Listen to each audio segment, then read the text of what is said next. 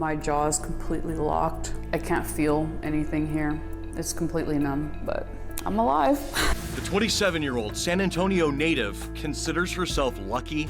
Tuesday, November 2nd, around 8:30 at night, Alana stopped at this Whole Foods at the Alamo Quarry Market for some food. Just to get a sandwich. She just finished her Krav Maga self-defense class, of all things. And I parked my vehicle right in front of the doors. Alana got into her car, put her food in the passenger seat. And I felt this presence before I even realized anyone was there.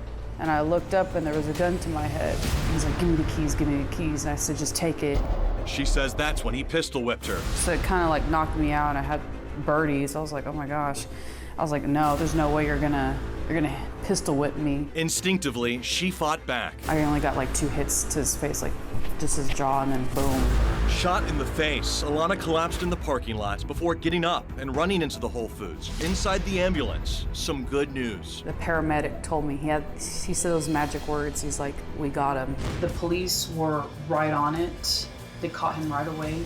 I think more security and police officers would help to prevent this. In today's society, police are vital. We need more, not less. Defunding the police would be a huge mistake. Take me through the moment that you realized what was happening.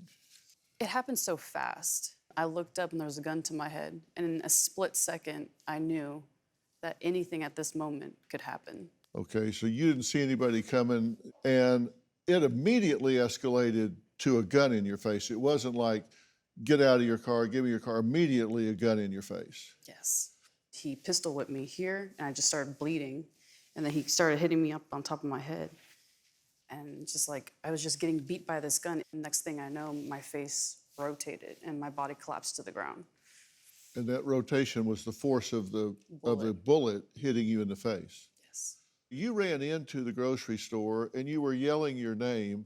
Why were you yelling your name? Very smart, by the way. Yes. But tell people why you were doing that. So somebody could identify me just in case if I didn't make it. You didn't want to be a Jane Doe in the floor of the grocery store. When you hear people talk about defunding the police, cutting budgets, reducing the number of police officers in the field, you think that's an inherently bad idea. Absolutely. Why? The crime rates will go up. And they have gone up. Crime is really skyrocketing in some cities where they have talked about defunding the police. In some cities where they've cycled back around and asked for more police. Yes. Asked for federal aid, asked for help, because this is what happens if you don't have a presence, a deterrent, where people see people in uniform. That presence is a deterrent to criminals. Exactly. You say, for you, police were right on it and they caught him within how long? Moments after. That's what I was told. Do you relive this? Yes. Because you have some PTSD, right? I do. And it shows up in what form? Nightmares. In the middle of the night, I still hear like that initial pah in my head. Yeah. I just wake up. Those gunshots are not like you hear on TV, right? Because it was in my head and it's just this loud ringing. How has it changed the way you go through your life? It's really hard for me to sleep at night. I am paranoid whenever I go out to a grocery store. Now I'm always looking over my shoulder. We know that this perpetrator, this wasn't his first carjacking. From what we now know, he has confessed to other offenses, correct? Correct. What do you say to people that say we should defund the police? It's a terrible idea. I mean, we need the police. Because when something happens and nobody's around, what are you gonna do? My last shift, guys, we're running. I'm gonna miss it. Aaron Taylor coming to you from Loudoun County, just outside of Washington, D.C. I was in the United States Marine Corps from 1998 to 2004. I transitioned directly into law enforcement. It's my last night, my last moments, my last minutes in a police car. And I have resigned effective basically immediately tonight. The reason why I left, it's not the same. Society has changed, turned their backs on police. My goal was to retire fully with 25 years of policing, but I left at approximately 16 years because it was no longer worth it. Incidents like George Floyd and a multitude of other incidents happened. And it became this overwhelming weight where you're literally damned if you do, damned if you don't. It's a very scary thing when you don't have control of it and you see it all starting to flash in front of you very quickly. When you are a police officer and you come to work and everybody on the outside doesn't trust you, thinks you're corrupt, you use too much force, you're a bully. However, when they need you, you're the only person with the solution. Why be a cop? Why risk your life? What was it that pushed you over the line? Working in the DC metro area, I don't think you can get more of a hyper-political policing environment. The problem, DC metro area is a dangerous place, right? Right. Politicians, counselors, police experts that have never done the job will tell you how police need reform, police need education, police need to de-escalate, police need to learn better, police need to talk better. But they never talk about the culture of violence that police face every single night. Criminals are real, violent predators are real, victims are real. Nobody talks about that. They talk about the police are the problem, the police are the instigators, the police, the police, the police. Violence is real. Everybody turns a blind eye to it, and they put it on the police as if we're the problem. Why did I leave? I was making a six-figure salary as a police officer. Most officers in big cities make six figures. It's very hard not to, right? It wasn't worth it. Policing pushed me to start a small business. We have almost 75 cops on the payroll now, right? That have all walked away, 15 to 20 years in. Guys that have laid it on the line for their communities over and over, and they throw it up in the air and they walk away. So some of the most experienced police officers, the ones that would bring the most to a situation, are the ones that are walking away. Correct. And I think that's really tragic.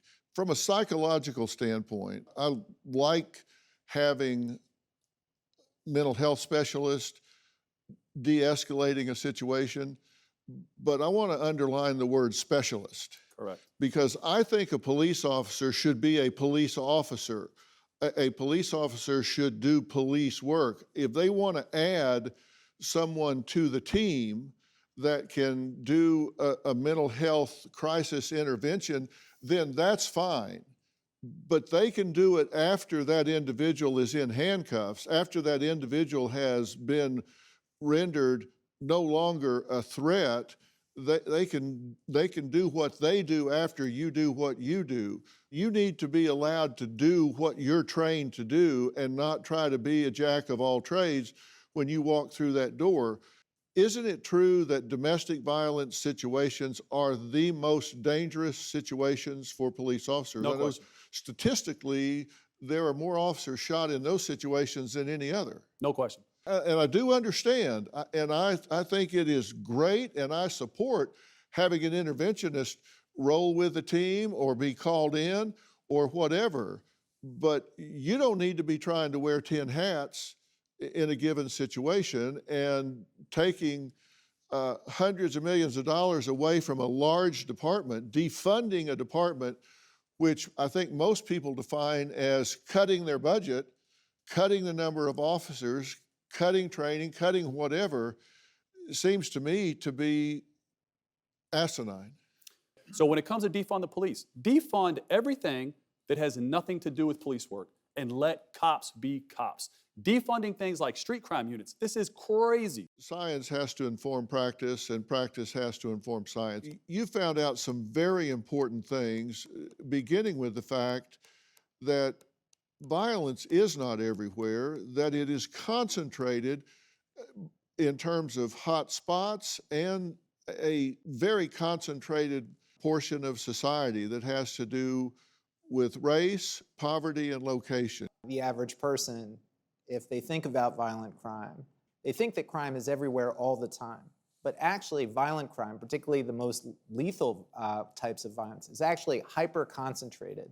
And in every city in the country, it's concentrated among a surprisingly small number of people in a surprisingly small number of places. And we're talking about these micro-locations, which criminologists call hotspots. We're talking about a particular liquor store, a particular nightclub on a particular night, and these micro-locations are where the vast majority of serious violence crime occurs. And so the idea is we don't have to be everywhere. We can be hyper-targeted and keep people safe without resorting to policies of mass arrest or mass incarceration. And I think the important thing for people to understand is even when you're doing that, even when you're going to the most dangerous places and working with the most dangerous people, there still have to be carrots and sticks. You still have to give somebody something to say yes to. Say, hey, we can help you if you're willing to change your life and turn your life around. And at the same time, we have to say, if you've refused and if you continue to engage in crime and violence, we are going to put you out of business. We recently polled some of the most violent and underserved communities in the public housing development, Black and brown communities, and 71% of them said, we want more police.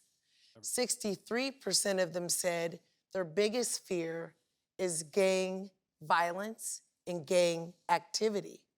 And when you utilize community sentiment surveys to drive the type of policing that you do in a community, it results in a holistic approach to addressing the violence and the crime in the communities.